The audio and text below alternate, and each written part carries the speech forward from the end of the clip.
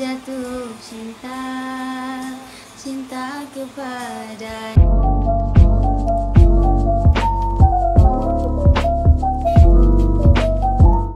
Korang yang tak subscribe tu, apa lagi? Tekan butang subscribe kat bawah tu cepat. So hi everyone, Assalamualaikum. So welcome back to my channel. So hari ni Ayu nak buat reaction untuk lagu Armada bertajuk Awas Jatuh Cinta, official music video. Lagu ni tahun lepas, 2020, Januari 2020. Yes. Rasa macam pernah dengar lagu ni sebenarnya, tapi Ayu tak tahu punya ni music video dia. Jom kita tengok. Okay, by Armada.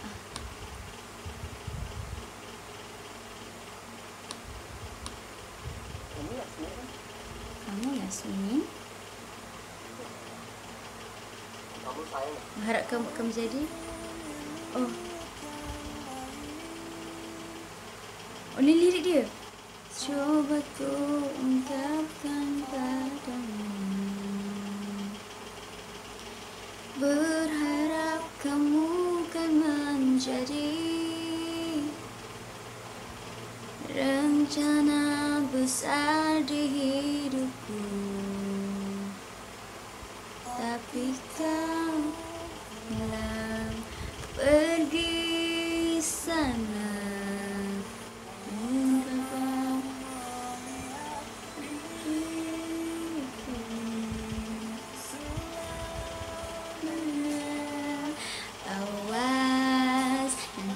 Jatuh cinta, cinta kepada diriku. Jangan-jangan ku padamu, kamu selalu membenci diriku ini. Awas nanti jatuh cinta padaku.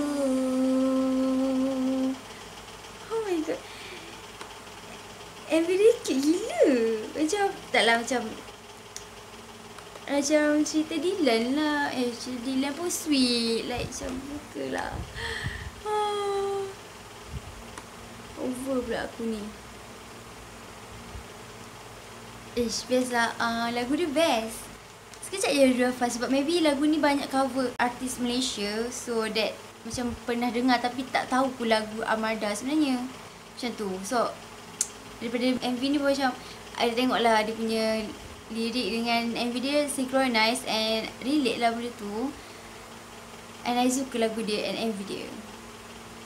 Awas nanti jatuh cinta, cinta kepada diriku.